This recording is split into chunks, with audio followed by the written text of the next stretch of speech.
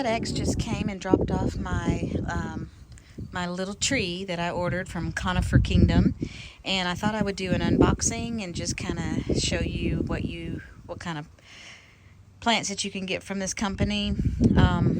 For starters, FedEx left it in this direct sun, which had I not been home, this little tree would have cooked all day long. I usually put in the delivery notes. A lot of places when you order, you can put in delivery notes. I always request that they drop it off at the front door, which is there's an easy place for them to get to, and leave it in the shade because it's a fully shaded front door. But anyway, for whatever reason, they didn't, and so it was left here, which is fine today because I happen to be home. But anyway, I'm going to take it to the greenhouse in the shade, and let's see what kind of condition it's in. So I cut all the tape, and in the box says on there, handle with love, and it has a green live plants, handle with care, and they've got my packing slip here, which this here is a green arrow Alaskan cedar.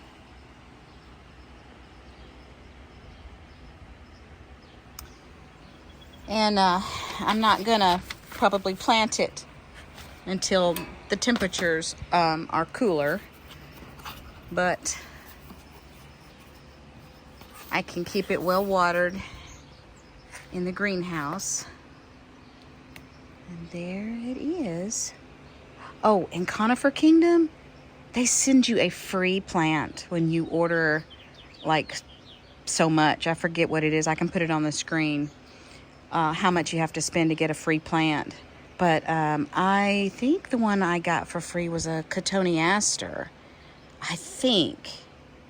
Let's see. Yes, it is a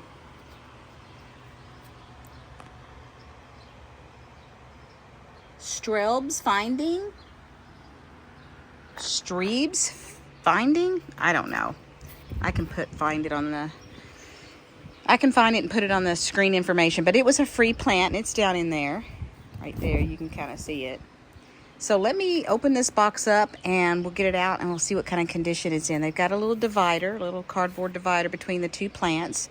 They both look very packed well. They've got some bamboo here to keep them from getting bent, which is awesome. The greenery looks pretty healthy.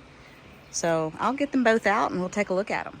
So I just kind of undid the side of the box, and they're in a plastic baggie.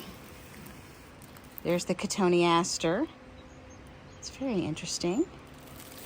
And it's all taped around and around.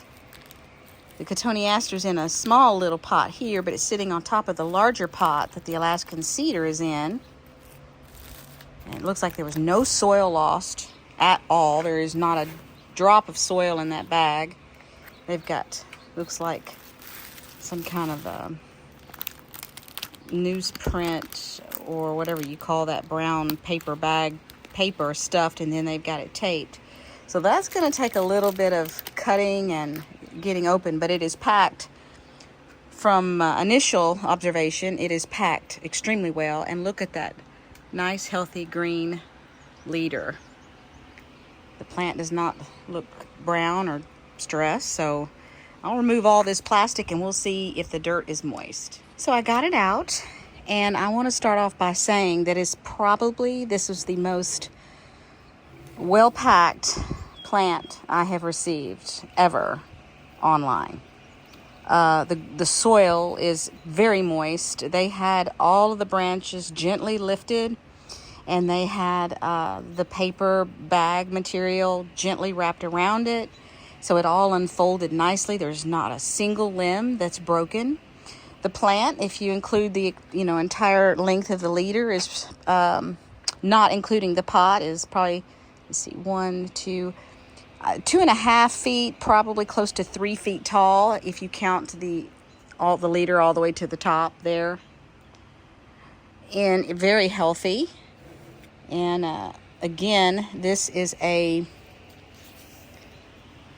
Green Arrow Weeping Alaskan Cedar. Chamaecyparis nucatensis Green Arrow from Conifer Kingdom. And I'm very well pleased with the way that it arrived.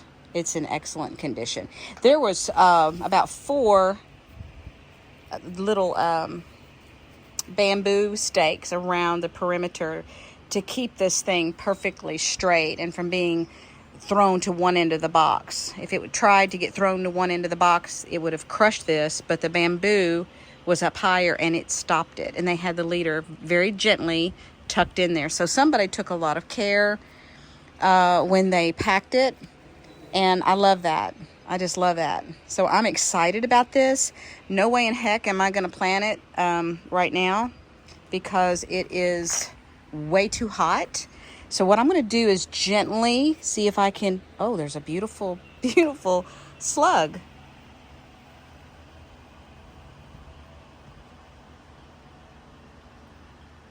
Wow. All right, so it came with a friend. Oh, those are so nasty looking. Oh, what do you do? What do you do? He's a big one too, man. Let me take care of him. Okay, so the slug found a new home. And this little guy was the freebie. It is Strebes Findling Cotoneaster. Interesting. Got little blooms on those. That is a really neat plant.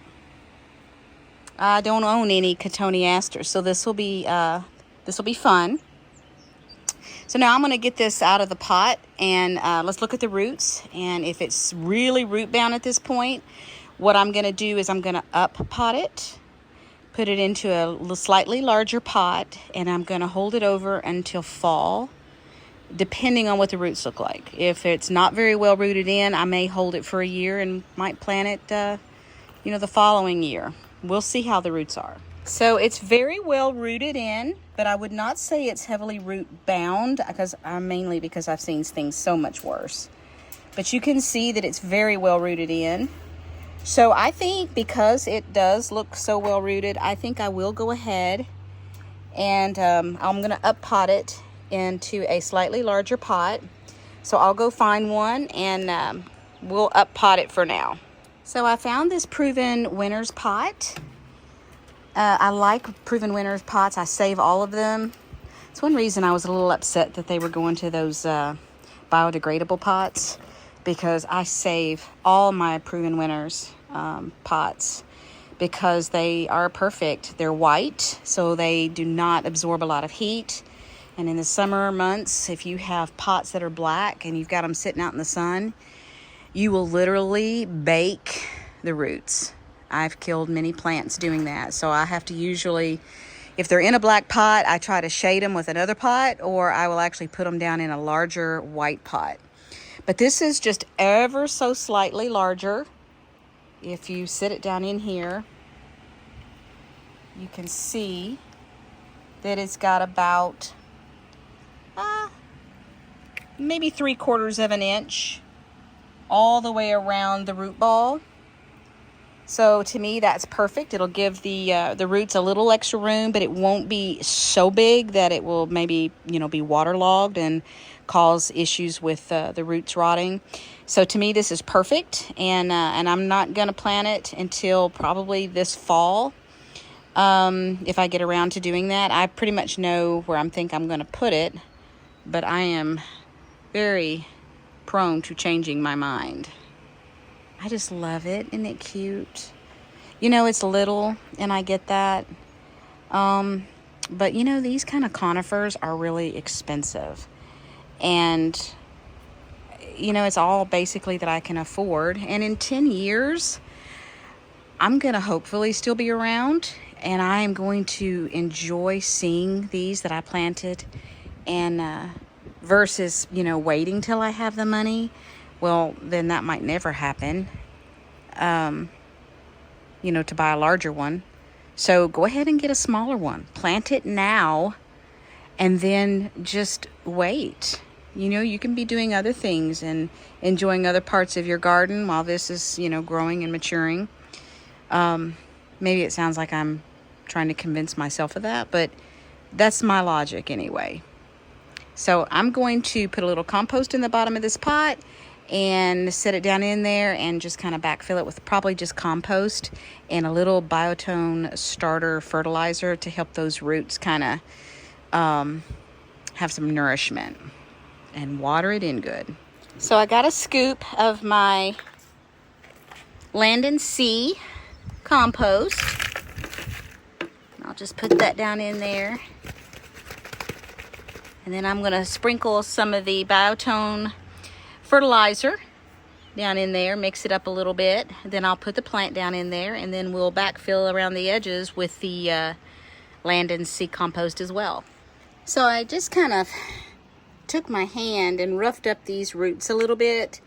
I didn't do any cutting or really manhandling of them. I just took my fingertips, just kind of roughed them up around the surface, put my biotone fertilizer down in there, and hopefully this will provide a really nice new home for my new tree. And now I'm going to backfill it about halfway, and then I'm going to add a little bit more of the biotone fertilizer around the perimeter, just about half, with the dirt halfway full, and then water it in really good, and then I'll add the rest of the compost. All right, so I've got it pretty much topped off. So I usually just kind of take my finger, because there was such a narrow edge, a narrow space for me to put that compost. There may be some air pockets trapped down in there, which the roots need a little oxygen for sure, but we don't need big giant air pockets or honeycomb. So I just sort of tap and see if I can kind of burp that air out.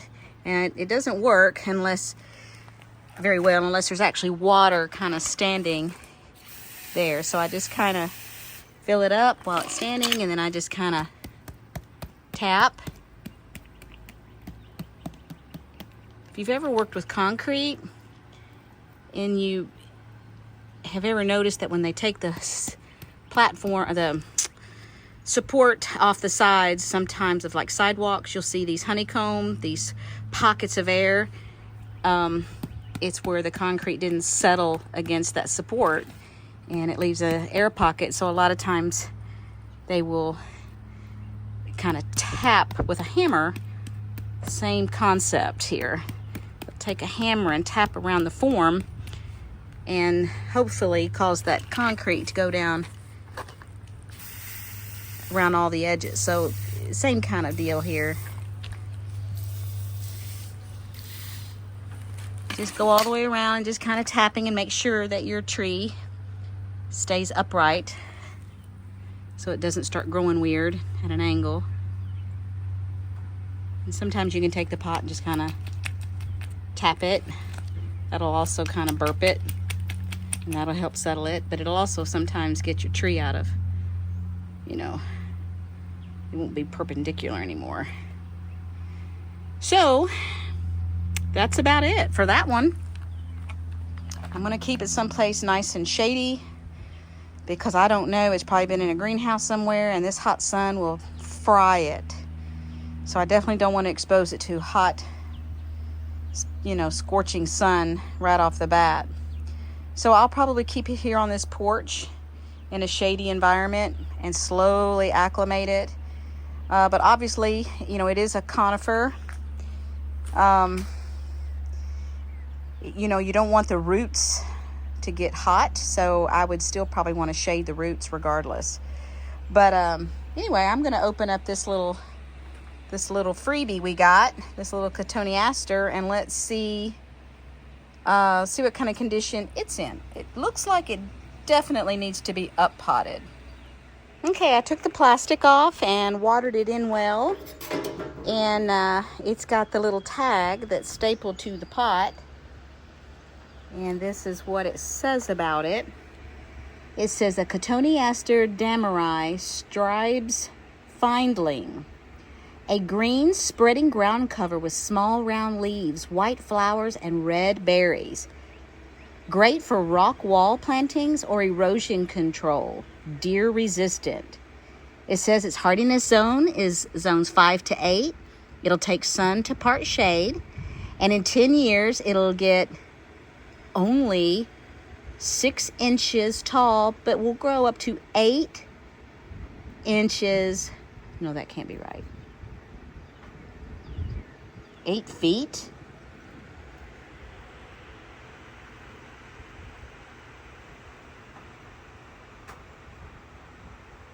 That is insane. That can't be right. I'll double check that. If, you know, and put it on the screen. But, wow. The leaves are so tiny and cute.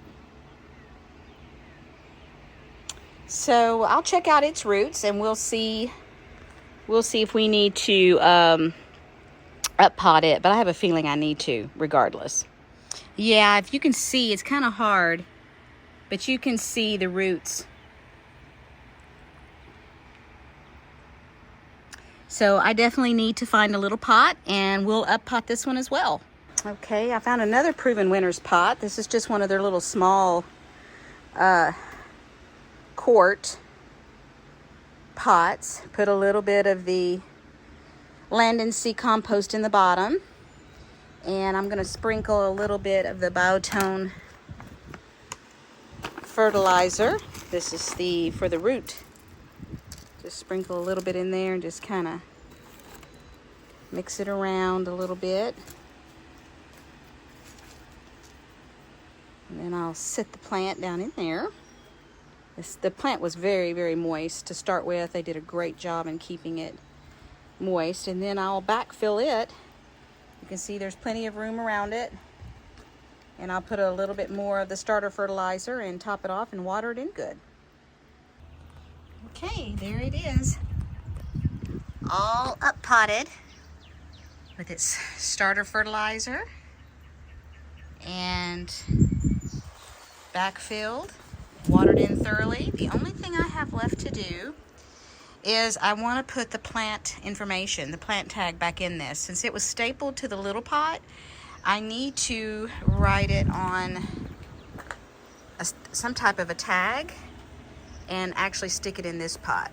So I'm just going to use my garden marker and just transfer the name of it onto this little thing, put it in there, and then I'll keep it in the shade as well for right now, until it has a chance to sort of acclimate to its new home. All right, so I wrote it on the front and I wrote it fatter on the back, and I'm just gonna stick it down in here. That way I will remember, because I promise you, when you think you're gonna remember this stuff, unless you have a super photographic memory, more than likely that you're going to forget. You might remember it's a Cotoneaster, but you may not remember an unusual name like that. So I would encourage, before you stop your project, make sure that you have put the proper tag. I didn't have to do that with the tree because it had it actually strapped to the tree itself. And I'm just going to stick it in the greenhouse, but probably someplace. The greenhouse actually cuts down a little bit on the UV light. So it's actually not that hot in here. You would be amazed. I've got all of the, the windows pretty much open around the perimeter.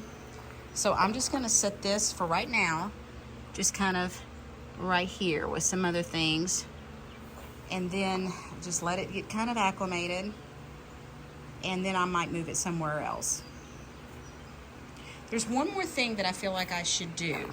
When you look at the little Alaskan cedar here, Weeping Alaskan Cedar, you see this leader that's really, really delicate and floppy, but that will harden. And I want it to harden straight. So the way that I usually do that with a lot of my like weeping spruces and things like that is I will take another little bamboo stake like they have here, and I will attach another smaller one to this bamboo, not to the tree, but to the bamboo with either draw ties or wire or something. And then I will take this and very gently use like a cloth, a little tie, and very gently tie this leader to that other bamboo, and then keep a close eye on it. That way, as that little thing hardens, it will harden straight. Right now it's very flexible, but it won't be, and I don't want it to harden in a curled position. So I'm gonna go find a little thin bamboo, long enough to attach to the bamboo that they've already got, all the way up to where the top of that leader will be. Okay, so I found a fairly thin piece of bamboo, which is certainly going to be tall enough. And then I've got a wire and one of these little twist ties that I'm going to use to attach this bamboo to the existing bamboo. Then I had cut up a t-shirt. I wanted to cut the sleeves out of a t-shirt. So I took the sleeves and I just cut strips. This is a super soft material that will not at all crimp or injure that real delicate leader. So I will just very gently tie the leader to this bamboo. But let me get this bamboo attached first. Okay, so you can see, maybe it's not too dark, you can see where the old bamboo, the original bamboo, goes down through here. And they have attached this green tape to the actual tree so that that bamboo holds the tree upright. But what I've done is I've taken this the second bamboo, made it taller, but I didn't attach it yet to the tree, but I attached it to the bamboo, just with some simple wire and one of these little twist ties. So that's pretty secure. Now I'm going to take the leader and very gently tie it in a couple of places onto this new bamboo. And hopefully that will just hold it just enough upright that it can harden without injuring that very delicate new growth. This may be really hard to see, but if you'll notice, there's the leader. And maybe if I try to do it this way, you can see that I've just taken this cloth and gently wrapped it around, and now the tip of the leader is like right here. Now, how secure is this? Probably not very secure, but I'm gonna keep the plant in a very sheltered location, and it won't take long that this leader will harden a little bit. And if it wants to grow, it can, because the cloth is very flexible. It's got lots of room for it to grow. I tried to keep out the little tips there. So I just didn't like the idea of it just flopping. So hopefully this will encourage that to harden straight up. But anyway, I'm very impressed with Conifer Kingdom, with their plants, and their shipping and packing. To me, is top notch. I mean, it's they get a 5-star rating from me, and then throw in a free, plant, and their prices are comparable with any other nursery's prices. So why not get from, some place that does well? I've ordered from them before, and I was very pleased in the past, so I already kind of knew I could trust them. But they just do a remarkable job. So they really specialize in conifers. That's why they're called Conifer Kingdom. So if you guys are interested in having some type of an evergreen or a conifer type garden, I encourage you to check out Conifer Kingdom. And look at their website. They've got a lot of different plants. And the pot that this came in, well, they tell you, but it was a #1 container, which I think is a 1 gallon is what that equates to. So anyway, thanks guys for watching. I just wanted to share a online nursery that I think does an outstanding job. And I would say probably 90% of all of my plants I order online, either from a nursery like this or from Etsy. And there's been a few times I've been disappointed, but for the most part, I've been pretty impressed with the way things arrive. So anyway, guys, have a blessed day. Thank you so much for watching. Bye-bye. I had to show one last pretty thing. So this is one of my lilies that I had planted, and just to give you an idea how big that bloom is, there's my hand. It's, you know, it's huge, and it's tall. It's taller than me by a long shot, so I would say this is at least a 6 foot tall. It's got multiple blooms still, buds that are still on it, and it's very fragrant. So anyway, I just wanted to show you this majestic looking lily that is really super strong stalk.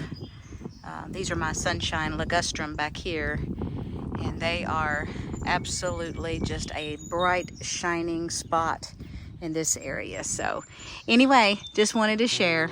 Have a blessed day.